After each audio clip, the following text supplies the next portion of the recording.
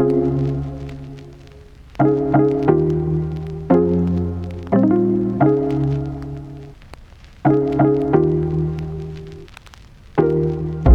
logged into my channel the other day to find out that YouTube had issued my channel a community guideline strike. Now, if you don't know what a community guideline strike is, that's basically YouTube has told me that I have somehow broken their rules and I'm being penalized for it. They actually took one of my videos, a video with over 80,000 views, and removed it from the platform. Gone. Let me take a second to tell you who I am. My name is Daniel Batal. I'm a content creator. I'm a channel consultant. And I also work for a company named TubeBuddy. It's a software company that actually helps creators grow their channels. Daniel Batal is a very trusted authority in the YouTube creator space, and I create a ton. When my clients need SEO work done for their channels, I get that work done with Daniel Batal. He knows the numbers and can produce a great video. So for someone like me to be hit with a community guideline strike, someone who tries to teach other people how to grow their channels effectively and do the right things on the platform, is extremely disheartening. These are the kind of things that make creators get nervous. I'll tell you, when I got hit with this strike, it put a ripple in my creativity. It got in the way of my ability to create,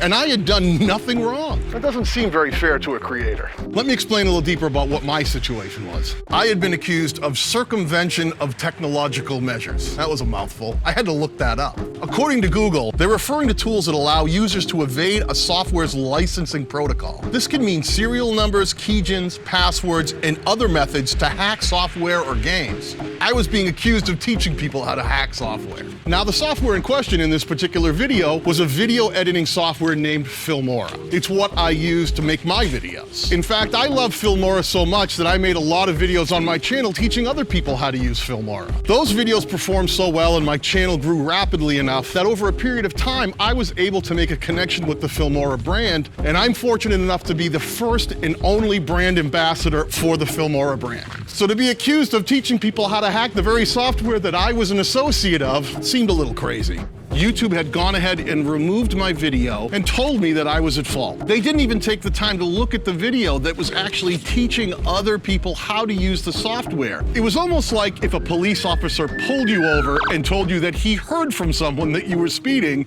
gave you a ticket, and then took your car away. That's a scary place to be. It's a little nerve-wracking. If one of my videos was causing an infraction, what about the rest of my videos? I've heard a lot of creators say that YouTube hates small creators, and they make it hard for us to exist on the platform. And when things like this happen, I can understand where those feelings come from. I've seen a lot of good creators get taken down. Something bad happens to their channel, some new change comes to the platform, and they think, that's it, I'm done. And they're ready to give it all up. I'm hoping to bring a positive message here. These things are problematic, they are troublesome. And if you think that the path to success is going to be free of any pebbles along the way, sometimes boulders, unfortunately, that's just not how it is. Sooner or later, here on YouTube, you're gonna be hit with some adversity.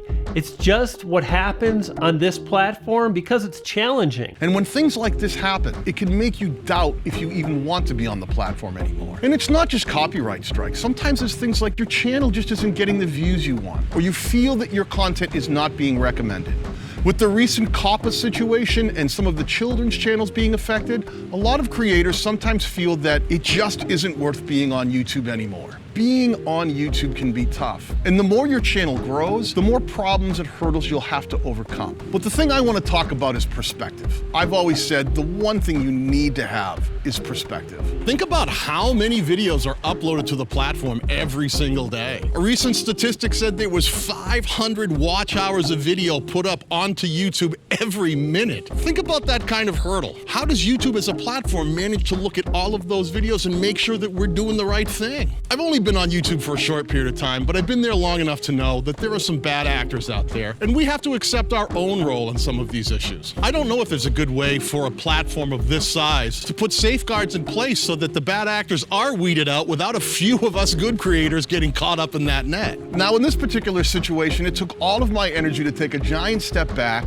catch my breath, and try to find some understanding about what had happened. Hitting us with a strike right off the bat is really tough, and 3 strikes can have your channel removed from the platform. Because this was my first, it was issued as a warning. And that's something that's recent to the platform, from creators like us reaching out to YouTube and saying, hey, you gotta give us something to work with here. As of February 25th, 2019, YouTube will be issuing a warning strike regarding a channel's first rule violation. This means creators will receive a one-time warning, but with no penalty. This warning does, however, remove the video itself in question. So my strike actually was in the form of a warning, and I didn't lose access to any of the features on the platform.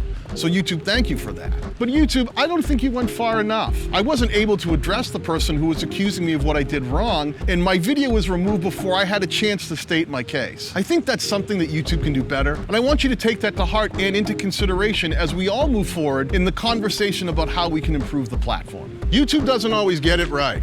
There's no doubt about that. For example, I got a channel strike that I had to deal with mentally, that I had to overcome, and then just months later, my channel was demonetized. And in both of these circumstances, it hit me really hard. I wasn't able to continue uploading. I wasn't able to focus on the positive things that YouTube has to offer. No matter where we go as content creators, and no matter what we try to achieve, we're always going to run into hurdles as we grow. What defines our success is how we're able to manage these hurdles. Whether our channel isn't getting the views we want, whether we're getting community guideline strikes, whether the FTC has decided to crack down on creators on our platform. YouTube can be a lonely place sometimes, kind of like the ocean in the middle of winter. But that doesn't mean it has to be scary, and you're not alone. I think about all the opportunities that YouTube has afforded me. It's allowed me to make content and put it up on a platform for free and reach millions of people every month. The vast majority of the channels on the platform never even make it to monetization. That's a crazy statistic. My channel right now is in the top 2% of all channels on the platform, and I've only been doing this for a short period of time. That just goes to show the kind of opportunity that exists, but also the amount of people who just can't seem to get to that level of success that they want. So please take that to heart when things like this happen to you. What can you do to get through it? How can you remain positive? Take a step back, give yourself time to really process what's happened, and then focus on the big picture and realize there are a lot of positive things and you can make it through it. We all want to feel like we're on a platform that supports us and gets us to the place that we want to be. Someone who has our back. And it's easy to feel sometimes that that's not happening on YouTube. But with a little perspective, you can actually understand things aren't quite as bad as they might seem. I was able to file an appeal, reach out to a few people, and get that strike overturned. And now that video is back on my channel, driving views again, and helping the people it was designed to help. A lot of you have gone through a lot worse than I have. And some of you have just gotten to the platform and are worried about what might happen in the future. Stay positive. Even through all of this, I don't think YouTube is out to get me. I don't think that I'm ready to quit quite yet. I know I have a tough road ahead of me, and this is only the beginning of some of the hurdles I'll have to face. But my ability to deal with this one, find perspective, and move forward will define how I deal with future problems as they arise. Hang in there. Peace.